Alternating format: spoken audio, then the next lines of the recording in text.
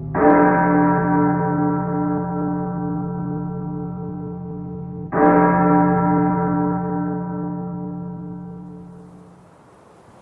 1959, Pope John XXIII, insisting the time had come to open the windows of the church to let in some fresh air, announced the convening of the Second Vatican Council. The council would convene for the first time in October of 1962. Over the next 3 years, in a series of 4 sessions, more than 2,000 bishops would gather to take a deeper look at the Catholic liturgy. The council affirmed that the liturgy is the source and summit of Christian life.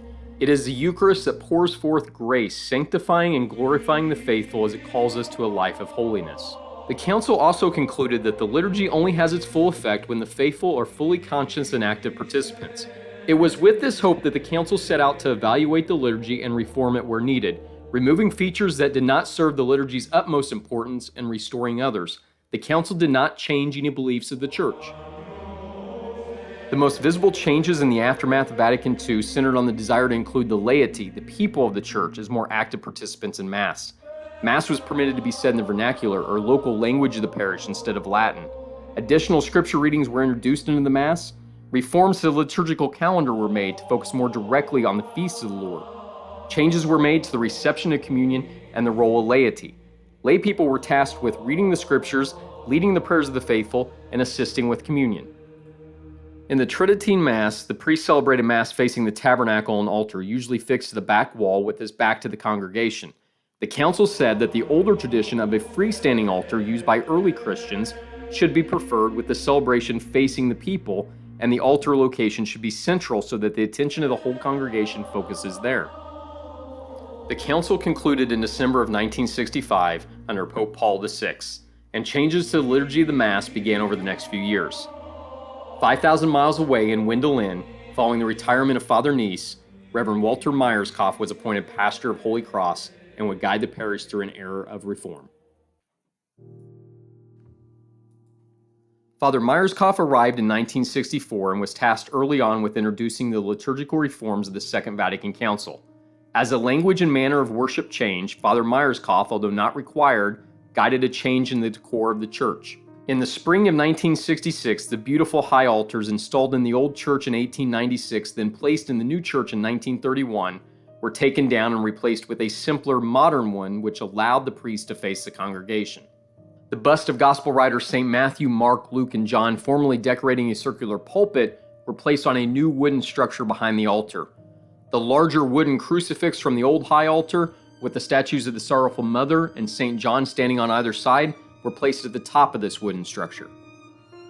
Placed in the 2 recessed areas in the back of church, 2 beautiful plaques, the Resurrection and the Agony in the Garden of Gethsemane, which were salvaged from the original high altar. The church was decorated inside in shades of blue and green, with carpet installed in the sanctuary and eventually the aisles. The carpeting would also be used to cover the windows above the altar to improve the church's acoustics, giving a softer sound and less echo. As the language changed and the congregation was encouraged to join in singing hymns, hymnal boards were added. In the spring of 1972, the first air conditioners were installed in the church. The sanctuary underwent additional changes in 1979 when a statue of Christ the King was placed on the wall behind the tabernacle. Major repairs were undertaken on the exterior of the church as well. A new roof was added, the brick exterior was tuck-point and waterproofed, and the cross capping the steeple was plated with gold. In 1968, statues of the Sorrowful Mother and St. John the Apostle were erected in the cemetery alongside the crucifix from 1913 that underwent some needed repairs. Within this era of change, the parish in 1971 would celebrate its 100th anniversary and reflect on its past. The Centennial Mass was held on June 20th, 1971 at 3:30 p.m. Celebrating the Mass was Most Reverend Albert R. Zurowitz, Bishop of Belleville, along with co-celebrants that included Father Paul Sater, Father Walter Myerscough, along with some native parish priests, including Father William Volk, Father Wilbert Iffert, and Father Urban Iffert, along with the clergy of the diocese and the religious who have all been associated with the parish as invited guests. Music was rendered by the diocesan choir from Belleville, and a dinner was served in the school cafeteria to all invited guests following the Mass. The next celebration was a community basket dinner held on July 4th.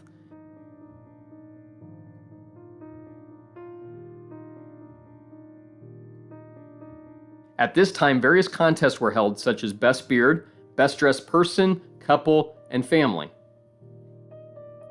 In the midst of the celebratory year, on July 8th, Father Myerscough, pastor of Holy Cross for the previous 7 years, was appointed to the parish of St. Damien in Damiensville. Reverend Edwin Arnston was appointed the new pastor of Holy Cross. The final observance of the Centennial was held on August 1st with a special Mass at Holy Cross Church. Activities scheduled for the event were an old-fashioned all-day festival with a parade beginning at 1 p.m. following the ringing of church bells. The parade was led by Parade Chairman Herman Stark on horseback, followed by many floats that included antique wagons and buggies, old automobiles, and farm equipment.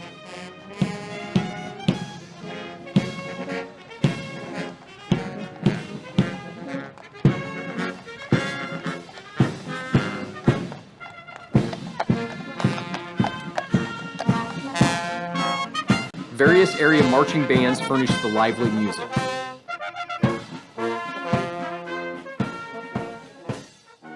Following the parade, there was an old-time threshing demonstration with 2 machines, a picnic-style dinner with deep-fried chicken, and many former residents of Wendelin returning for the occasion.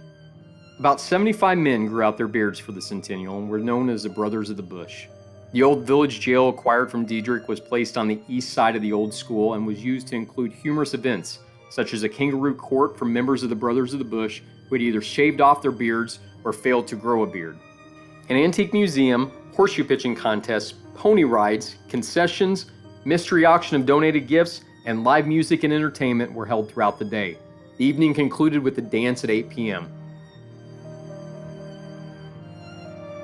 The Sisters of the Poor Handmaids of Jesus Christ had served the parish of Holy Cross for 73 years, until they were forced to withdraw in 1967. A critical shortage of teaching sisters existed at the time, and the children that were not residents of Public School District 91 were ineligible for reimbursement and transportation, which caused a decrease in enrollment. After the last sisters, Sister Mark, Sister Sylvia, and Sister John departed, Fraters or Friar Priest from the Sacred Heart Novitiate of Sainte Marie journeyed to Wendelin each Wednesday and Saturday to give instructions to about 125 grade school and 57 high school students until 1971. The task of religious education then fell to dedicated parishioners. Following the departure of the sisters, the convent stood vacant until 1972. At that time, it was rented out as a residency until 1976. The convent was eventually demolished in May of 1983 after being unoccupied for 7 years. It served no purpose to the parish at the time, was too expensive to renovate, and quickly became a fire hazard for neighboring buildings. The following list is just some of the many sisters who were at one time stationed at Holy Cross. The Holy Cross Parish is forever grateful for their many years of service and the role that they played in shaping our spiritual life. Another round of consolidation in 1971 put the Wendelin School into retirement. The final graduating class in 1971 consisted of 4 graduates: Jane Fimbarker, Jane Kuhl, Louise Leibarger, and Joe Cohen. Following school closure, the facility was remodeled to serve other purposes within the parish, including picnic meals, weddings, showers, and other events. A decision was made to tear down the older school and expand the parking area. An auction was held in June of 1972, with items from the school, in addition to items from the convent and rectory, being sold. In September of 1972, parish members were invited to come and salvage any additional items. On Wednesday, May 23, 1973, the walls of the school built in 1910 came tumbling down. Many of the bricks were used to fill the basement, and others were taken by people in the parish who were invited to come and get them. Father Arnston served the parish for a little over 6 years before he departed in January of 1978. Reverend Dennis Voss was appointed pastor of Holy Cross for a short period from January until June, before Reverend Bernard Gady assumed pastoral duties on June 22, 1978.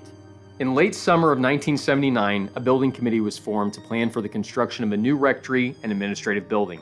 On July 7, 1980, after bids were received, Bishop Cosgrove gave his approval for a contract to be signed.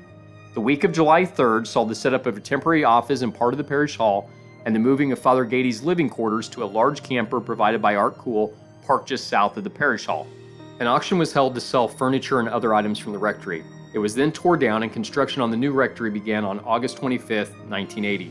The new building was complete in 1981 at a total cost of just under $148,000.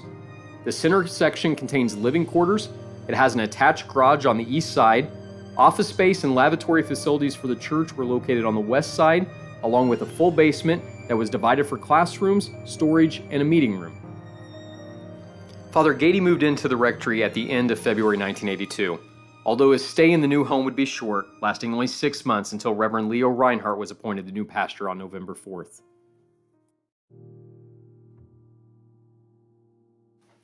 Nave, a Latin word meaning ship, is used to refer to the main body of a church.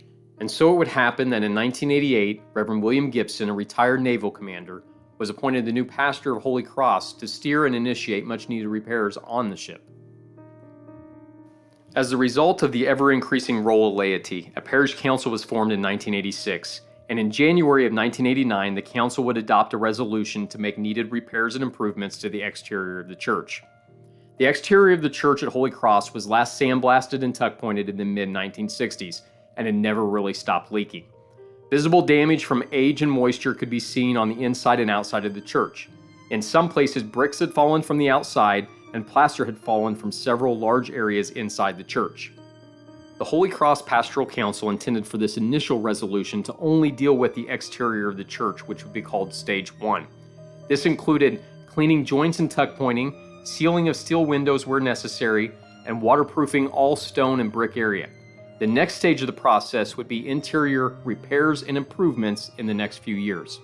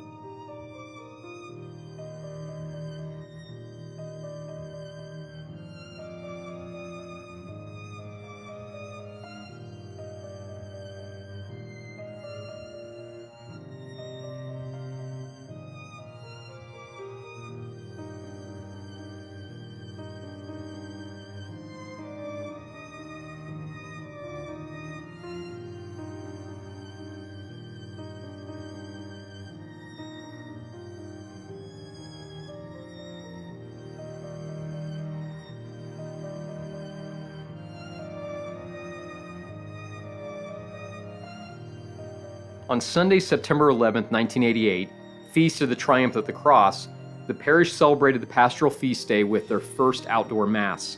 This day was labeled Parish Appreciation Day, in appreciation for the parish and the people of Holy Cross.